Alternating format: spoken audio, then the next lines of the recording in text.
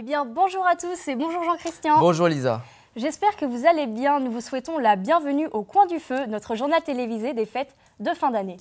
Au programme aujourd'hui, l'explication de la nouvelle réforme du baccalauréat, suivie de l'interview de M. Milon, proviseur au lycée Léonard de Vinci à Montaigu, qui viendra témoigner sur notre plateau. Nous partirons ensuite à la découverte de la sapinière chenue, où nos journalistes ont percé les secrets du roi des forêts. Instant jeu par la suite, nous allons accueillir deux équipes bien déterminées à remporter notre quiz spécial Noël. Puis, rubrique cuisine, nous rencontrerons Pietro qui nous expliquera les astuces pour réaliser un bon repas de Noël, avec un budget réduit. La culture sera également au rendez-vous. Nous vous dévoilerons les bons plans sortis de la semaine à Montaigu, ainsi que les coulisses du Caméra 5, notre cinéma local. Enfin, pour un réveillon réussi, nous vous proposerons un petit tutoriel sur la création d'une musique de Noël. La bonne humeur sera donc présente tout au long de cette émission. Exactement Lisa. Mais sans plus attendre, voici notre premier sujet d'actualité, la réforme du baccalauréat. En quoi consiste-t-elle? Comment a-t-elle été mise en place? La réponse dans un instant. En 2021, les premiers étudiants ayant connu la réforme du bac sortiront du lycée. Mais la réforme, qu'est-ce que ça change au juste? La nouveauté essentielle de la réforme, c'est la disparition des séries du bac général. À la place, les étudiants en série générale suivront l'enseignement d'un socle commun qui se compose de différentes matières. En termes de volume horaire, certaines matières sont plus lourdes que d'autres dans l'emploi du temps. En plus du socle commun, les élèves de seconde devront choisir 3 spécialités pour l'année de première. Certaines spécialités demanderont des compétences plus scientifiques, tandis que d'autres spécialités demanderont des compétences plus littéraires ou même artistiques. En première, les lycéens devront choisir 3 spécialités, tandis qu'en terminale, ils n'en garderont que 2. La réforme apporte également la modification du barème du bac. En première, le contrôle continu évalue une partie des matières du socle commun, ainsi que la spécialité qu'ils abandonneront en terminale. Le contrôle continu représente 40% de la note du bac. Les épreuves ponctuelles de première et de terminale représentent au total 60% de la note du bac. À présent, vous savez tout, ou presque, sur cette réforme.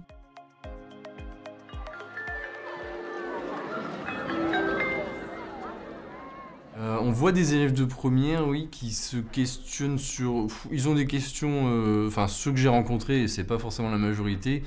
Principalement, c'est qu'est-ce que je vais faire l'année prochaine, et du coup, s'il y a des idées qui apparaissent, est-ce qu'il y a une stratégie à avoir sur le choix de spécialité à abandonner, enfin à passer en examen à la fin de cette année?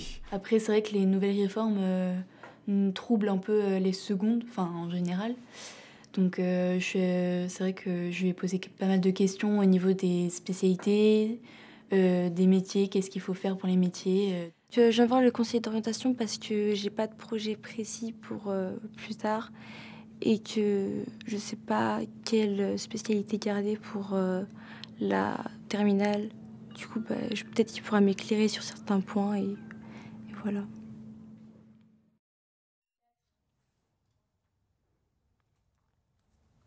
De retour sur notre plateau, nous accueillons notre premier invité de ce jour. Il s'agit de M. Milon. Bonjour M. Milon. Bonjour. Alors, bienvenue sur notre plateau. Vous êtes un des premiers concernés par cette réforme, étant donné que vous êtes le proviseur de ce lycée, ici à Montaigu. Cela fait maintenant 3 mois que les élèves de première expérimentent la toute nouvelle organisation suite à cette réforme, tandis que les élèves de seconde sont en pleine réflexion sur leur choix d'option pour l'année prochaine. Quels conseils pourriez-vous leur donner en tant que proviseur de ce lycée? Alors, avant de leur donner des conseils, moi je tiens avant tout à les rassurer, parce que effectivement les lycéens avec l'ancien bac, ils étaient presque tous à réussir, et c'est certain qu'ils feront aussi bien que leurs prédécesseurs. Donc ils réussiront autant dans la nouvelle mouture que dans l'ancienne. Voilà.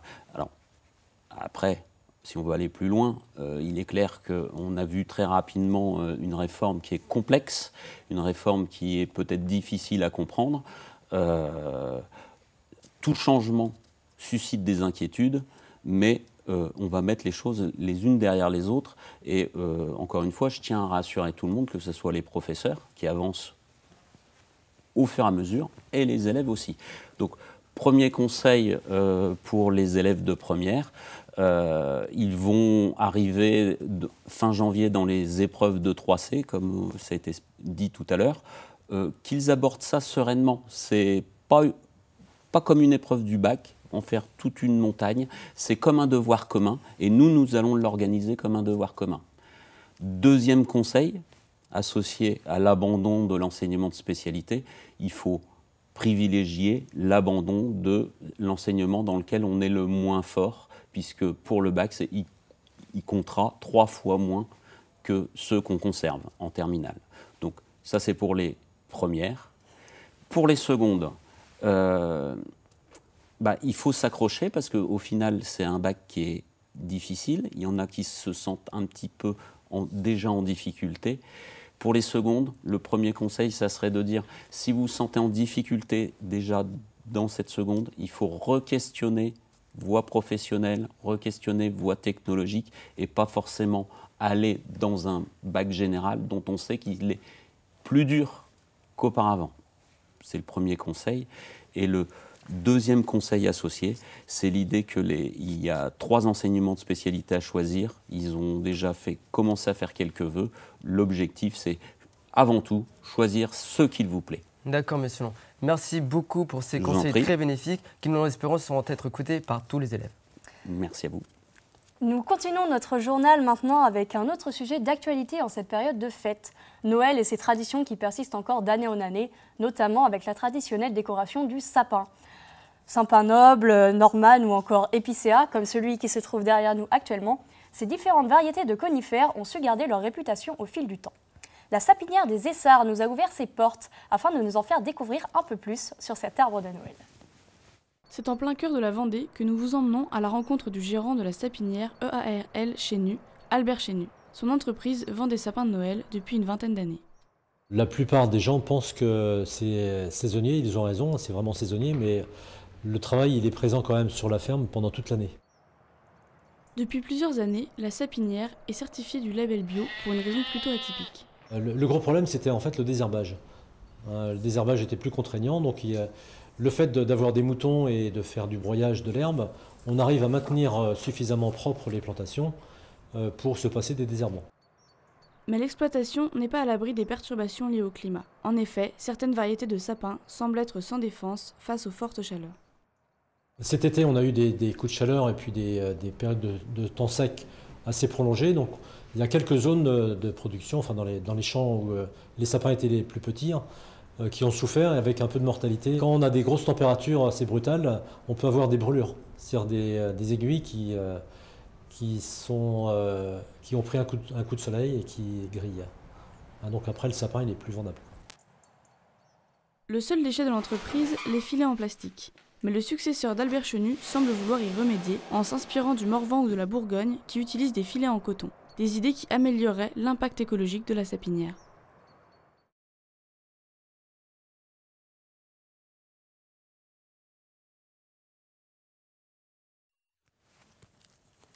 Nous remercions la sapinière pour leur accueil, mais également pour leur participation à notre décor. Vous devez certainement remarquer que je suis actuellement seul sur notre plateau. C'est tout à fait normal. Nous allons rejoindre Lisa et nos nouveaux invités qui ont désiré participer à notre jeu plateau.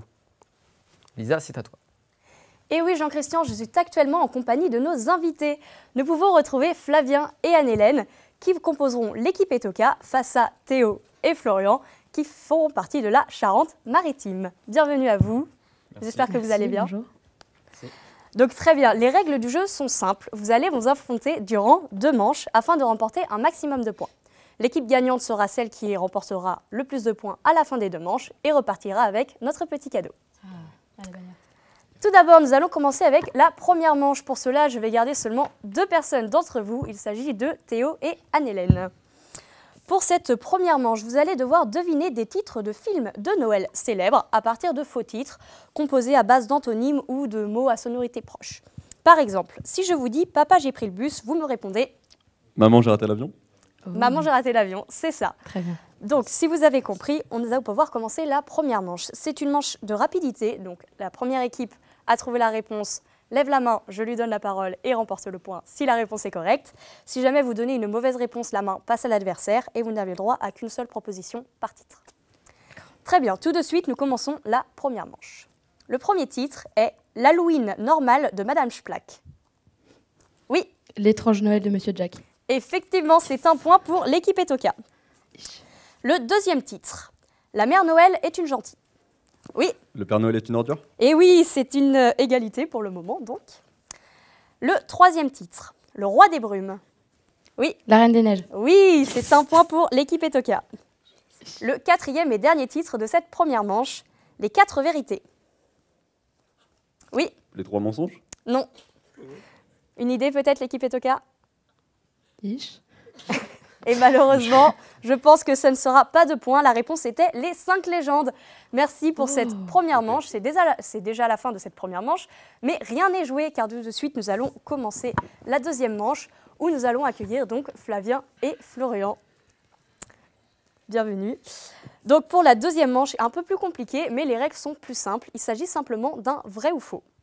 Donc pour l'instant, je vais commencer avec l'équipe Etoka qui est en tête. Flavien. Oui. Vrai ou faux? Avant de devenir une fête chrétienne, Noël était une fête païenne. C'est faux. Et malheureusement, non, c'est vrai. Et oui. Vrai ou faux? Le Père Noël a 8 reines. Alors, je les connais. Ah ouais. Personnellement, en plus. Donc, Vrai. C'est faux, il en a 9. Désolé. Vrai ou faux? Au Japon, le repas traditionnel de Noël est un poulet de chez KFC. Ça, c'est vrai. Pour y être allé, c'est vrai. Eh bien, effectivement, c'est bien vrai. Vrai ou faux? Le sapin de Noël a été décoré en Alsace au XVIe siècle, le premier sapin de Noël. Alsace, réunification. Vrai. C'est vrai aussi, effectivement. Vrai ou faux? La dinde a toujours été la viande traditionnelle de Noël. C'est faux. C'est faux, c'était le cochon de lait ou l'oie avant, effectivement. Merci Flavien. Tout de suite, Florian qui va essayer de remonter les scores de son équipe. Vrai ou faux? Le Père Noël est inspiré de la figure de Saint-Nicolas. c'est faux. Et malheureusement, Yes. c'est vrai. Vrai ou faux? Le vin chaud a été élaboré par les Grecs dans l'Antiquité. Alors pour y être allé, je dirais vrai, ouais. Et malheureusement, Ouais, c'est faux, c'était par les Romains au 1er siècle.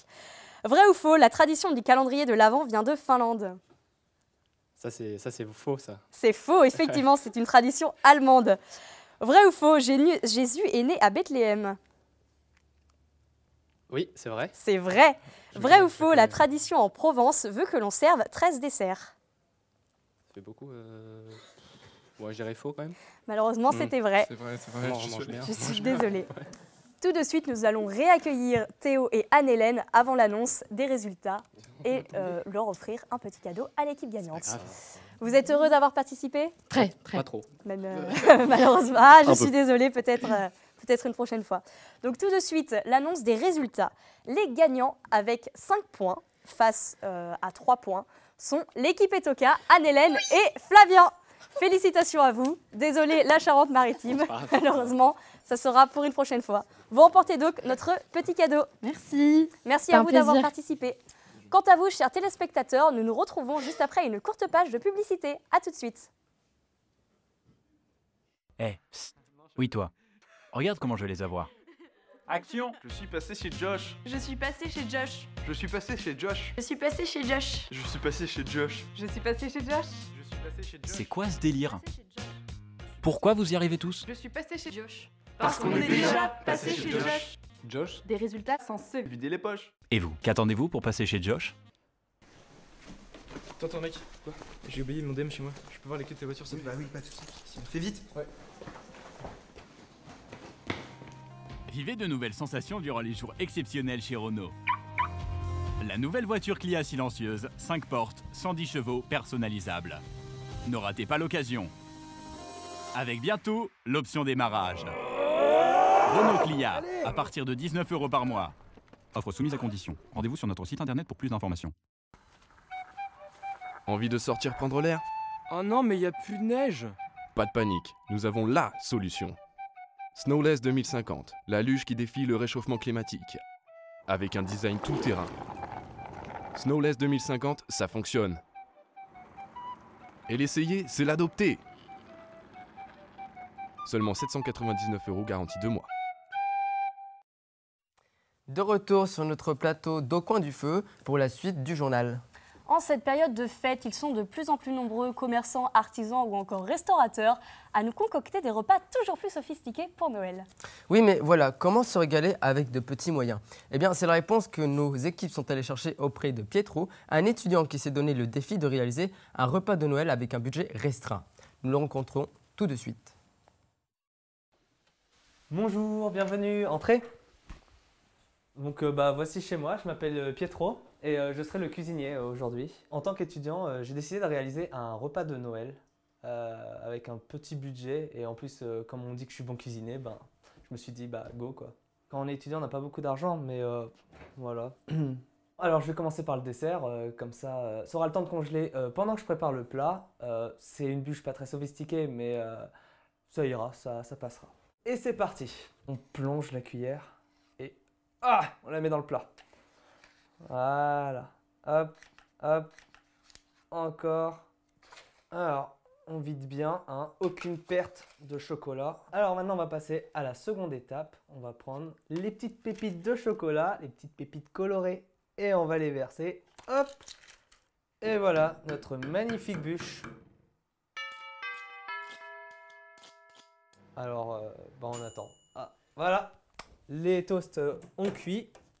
Hop là. Je vais prendre le beurre. Voilà. Quoi?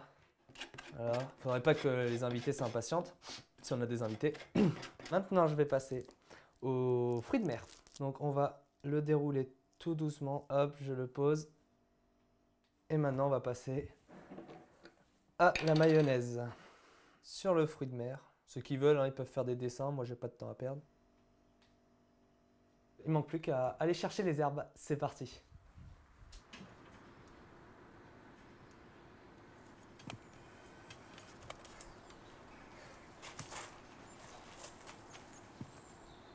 Ça y est, j'ai mis les herbes sur les toasts. Maintenant, je vais pouvoir les mettre au frigo. J'ai préparé les féculents. Je les ai préparés préalablement hier soir. Regardez. Ouais. Voilà. Donc la dinde, on la prend, ma sauce Pietro, on met les féculents, c'est des pâtes hein, pour ceux qui ne savaient pas, le gruyère, important, très important, et enfin on enfourre la dinde et on a une bonne dinde fourrée de Noël. Et maintenant 1 minute au micro-ondes. Et j'ai même prévu le vin chaud.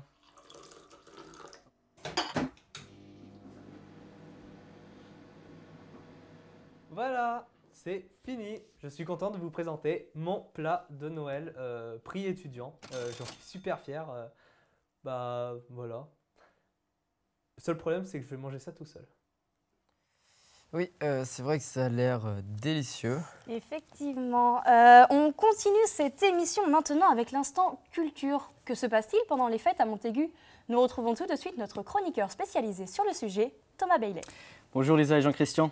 Et oui, les vacances de Noël, c'est l'occasion parfaite de se retrouver en famille, partager pas de bons plats, et perfectionner ses meilleures recettes de bûches de Noël. Mais il ne faut pas oublier de profiter de ces moments de partage pour faire le plein de culture. Tout comme on aime se remplir la panse de chocolat, on aime se remplir la tête de nouveautés grâce aux nombreux événements montagutains. Pour commencer, du théâtre, avec la compagnie Tellman, qui présente la pièce Mon colocataire est une garce, pour leur deuxième passage, samedi à 20h30, à la salle Dolia de Saint-Georges de Montaigu. La pièce raconte une cohabitation invraisemblable entre Hubert, un vieux garçon, et Nadège, qui débarque chez lui alors qu'il ne s'était pas vu depuis 15 ans. Une pièce hilarante de Fabrice Blind qui éclairera les étudiants futurs sur les joies de la colocation. Côté léonardien maintenant, retrouvez le Ciné-Club mercredi 8 janvier avec le film de Fellini, Il Bidone. L'occasion de voir des films intéressants que vous ne verrez pas forcément ailleurs et d'en discuter lors d'un temps de partage avec Antoine Bourg, professeur en BTS audiovisuel. Enfin, l'art à table. Le concert ce soir au bar Le Noctambule, ouvert par Wasted Lizard, un duo nantais grunge punk suivi par Death Stomp, un mélange blues garage, garanti 100% brut, caverneux et explosif. Et en plus, c'est gratuit. Et n'oubliez pas le proverbe, un homme sans culture, c'est comme un zèbre sans rayures. Ce ne sont que des belles choses à découvrir. Mais Thomas, qu'est-ce que tu nous conseilles? Personnellement, j'ai hâte de voir ce que va donner le concert ce soir. Ah, c'est alors un rendez-vous au Noctambule pour 21h. C'est ça. Eh bien, très bien, on fera attention à ne pas le rater en tout cas. Mais restons dans la rubrique culturelle pour mentionner un point que tu as abordé, il me semble, le cinéma. Et oui, mais cette fois, quittons le lycée et mettons un coup de projecteur sur notre cinéma local. Le Caméra 5. Cela fait déjà 32 ans que les Montacutins franchissent les portes de ce petit cinéma de campagne datant de 1987. Il a su faire face à la vague du numérique et a même comme projet de s'agrandir. Nous sommes donc allés à la rencontre de son projectionniste pour en savoir plus. Je me présente, je m'appelle Adrien, je travaille au cinéma Caméra 5 et je suis en tant que projectionniste. Je fais également de la programmation film et des tâches administratives et je suis aussi en charge de la vente billetterie. Pour le public au cinéma Caméra 5, nous avons principalement un public, on va dire, situé pour les adultes entre 20 ans et jusqu'à 60 ans, voire plus. Et nous avons aussi les parents avec leurs enfants. Voilà. On a beaucoup de jeunes publics au sein du cinéma. De par notre label jeune public, et nous proposons beaucoup de films axés sur le jeune public. Après, pour tout ce qui est adolescent ou étudiant, c'est vrai que c'est plus compliqué, on va dire, comme public à fidéliser sur un cinéma de proximité. Très bon cinéma, il y a toujours des bons films, donc art et essai, donc c'est un très bel endroit, très bon endroit. Et puis en plus les tarifs sont attractifs, donc parfait. Alors les films qui marchent bien au cinéma Caméra 5, ça va être plutôt les comédies françaises, et nous avons aussi les films d'animation qui marchent très bien. Voilà. Comme les films Le Roi Lion, par exemple, qu'on a ressorti en version numérique, qui avait très très bien marché, La Reine des Neiges, le public répond toujours. Honnêtement, je trouve ça vraiment utile d'avoir ce cinéma-là sur Montaigu, en tout cas, parce que j'adore le cinéma et c'est vrai que les premiers cinémas sont un peu loin. Le cinéma ne serait rien sans ses bénévoles et son personnel motivé, comme Eva Marais, une étudiante de Montaigu. Je suis en deuxième année de BTS Design Graphique à Léonard et je bosse au cinéma Caméra 5 un week-end sur 2. Donc je bosse à la confiserie et j'aide également à l'administration mon collègue. J'ai fait ce job étudiant parce que j'ai besoin de gagner de la thune, tout simplement. Ça me permet au niveau culturel de découvrir des films que j'aurais pas forcément l'occasion d'aller voir. Ce que j'aime bien au Caméra 5, c'est que c'est un petit cinéma, donc il n'y a que 2 salles. C'est assez convivial, c'est chaleureux, il y a une bonne ambiance, on est assez près du spectateur. Là, je vous invite à venir. Bientôt, il y a Star Wars qui va passer d'ailleurs. Eh bien, il ne manque plus qu'un petit plaid et un bon chocolat chaud devant un film de Noël. Et je crois que nous avons là tous les éléments réunis pour passer un bon réveillon. Pas tout à fait. Je crois que tu as oublié quelque chose d'essentiel, Lisa. Ah oui? Et quoi? Eh bien, la musique de Noël, bien sûr. Que serait Noël sans sa musique? Évidemment, je n'y avais pas pensé. Eh bien, justement, notre prochain reportage porte sur 2 amis compositeurs. Ils nous dévoileront les secrets d'une composition de Noël.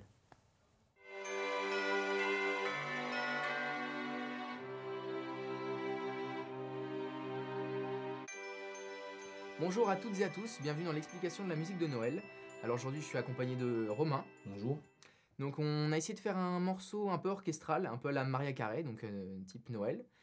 Donc on a décortiqué le morceau en 3 parties, donc l'introduction, le refrain, puis la fin du morceau. Donc pour l'introduction on est parti sur une base de violon qui joue des accords simples, avec derrière un autre violon un peu plus aigu qui rajoute de l'espace. Ensuite, on a rajouté des cloches, donc qui rajoutent un peu cet esprit de Noël. Donc au début et sur la deuxième partie de l'introduction, donc avec des notes un peu plus rapides. Et ensuite, en fond, on a aussi rajouté des chœurs, donc des voix d'hommes. On va passer au pont, donc un pont donc entre l'introduction et le refrain. Donc pour ça, on va faire rentrer un peu de rythmique, donc on va faire des accords plaqués par un piano. Pour accompagner la rythmique sur le refrain, on a fait continuer le piano, donc il y aura le piano, des violons et une mélodie au xylophone. Et sur la deuxième partie du refrain, pour redonner l'élan, on va faire rentrer des trompettes accompagnées de chœurs. Pour la fin du morceau, on a repris les violons et la mélodie au xylophone de l'introduction, auquel on a rajouté des petites clochettes et des cloches pour ajouter un peu de magie de Noël. Merci d'avoir suivi notre explication de la musique. On se retrouve après pour le clip. Eh bien, c'est très impressionnant tout ça. Je pense que la jeunesse d'aujourd'hui ne manque pas de nous faire découvrir de nouveaux talents. En effet, nous ne sommes pas au bout de nos surprises. Malheureusement, nous touchons à la fin de ce journal. Alors, quelques dernières informations sur la vie lycéenne de Léonard de Vinci. Tout d'abord, l'atelier Papillon.